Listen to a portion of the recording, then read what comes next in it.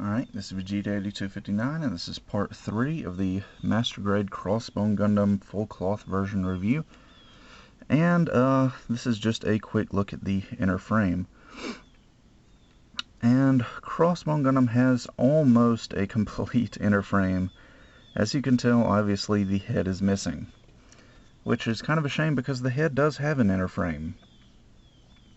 The only bad part about it is that the base of the neck here is actually attached to the armor rather than the inner frame, so without the armor the head doesn't have anything to attach to, so it's just kind of floating here.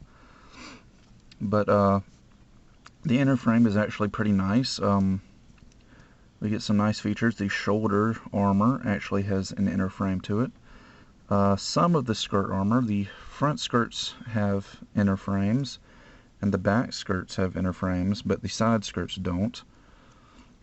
And the ankle armor has an inner frame, as you can see there.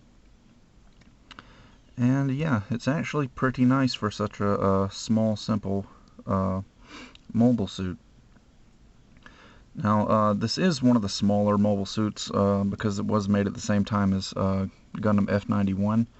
However, I think it is a little bit bigger than the F91, not by much, but it just doesn't feel quite as small and delicate as F91 did. So yeah, all the articulation's pretty much the same with the inner frame as it was with the with all the armor on. And the detail on the inner frame is actually pretty nice. You got like some pistons here on the lower leg, even though they don't move. They are there, and you've got some nice mechanical details scribed on here that look pretty nice in my opinion. Should be a lot of fun to paint for anybody that paints the inner frames of their kits. The head is kind of sort of an inner frame. It's got this large gray piece on the back. The front half of the head is mostly clear actually, and this V-fin, just know that when you put the V-fin in, this thing ain't coming out. I mean, you can get it out, but my God, it is hard to get out of there. I mean, it's really, really stuck in there. So, good luck getting that out if you try to disassemble your Crossbone Gundam. And be careful, try not to break it. So, I guess that about does it for the inner frame. Not much to it. You can see a large space here for the core fighter. And I guess that about does it for the actual review, part of the review. So now let's just move on to my final thoughts. So for my final thoughts on this kit, let's see, it does have a few cons. I'm not going to sugarcoat it. Basically, the only real major con I have with this kit is that the pegs and the hands hold as long as you don't mess with them. Like I said in part 2, the hands hold the weapons fine, but then when you go to move them or touch them, they kind of fall out easily. But like I said, that's nothing a little bit of paint or a little bit of glue won't fix. There are a couple of looseness issues with the big crossbone thrusters on the backpack and with the neck joint. But other than that, I think the kit is pretty solid and pretty tight. The skirt armor does tend to pop off every now and then if you move the legs in really extreme poses, but if you keep them in pretty moderate poses, they're going to stay put. Let's see. The full cloth, while it does look cool, does tend to get in the way of the arms, obviously. I mean, look at it. It's right on top of the arms. How could it not? But, yeah. The skull boxing gloves do work, but they're kind of loose in the hand because they don't have a hole to accommodate the peg on the hand, so they don't really stay in place very well. And I think that's about it for cons as far as I can tell. The pros of this kit are that it looks very, very nice.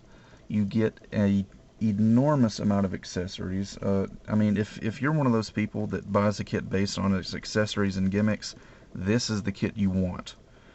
Because, I mean, you get everything. I thought the Master Grade Crossbone gun of Verka came with a lot of accessories.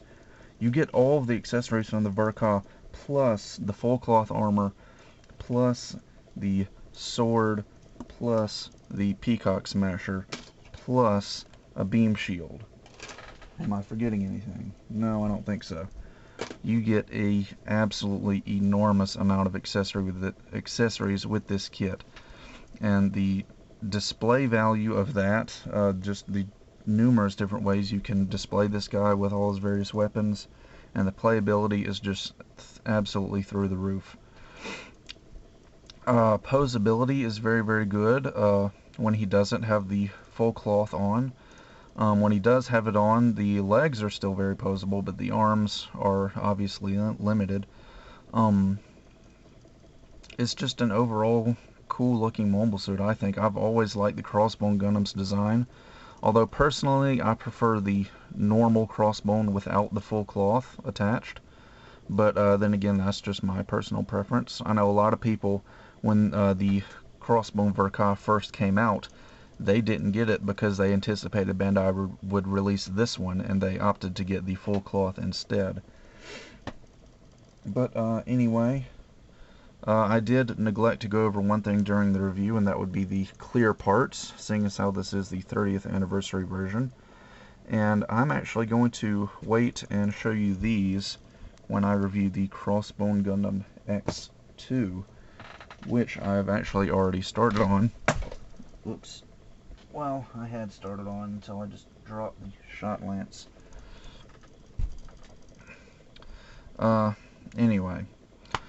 So, I guess that about does it for the Crossbone Gundam full cloth review.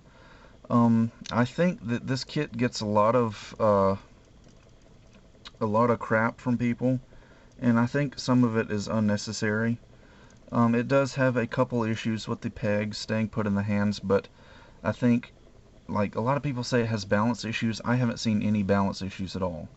In fact, I took a photo of this kit standing on one foot with both of its weapons in its hand, the Muramasa Blaster and the Peacock Smasher, and it stayed put for like 10 minutes until I took it down to do something with it. So I haven't seen any balance issues whatsoever. All of the joints seem nice and tight. I haven't had any weight issues with the arms holding the weapons. Like I said, the only major problem is the pegs in the hands, and even that'll be fine if you don't touch the kit, just leave it be. So that about does it for this review, and I'll see you guys next time.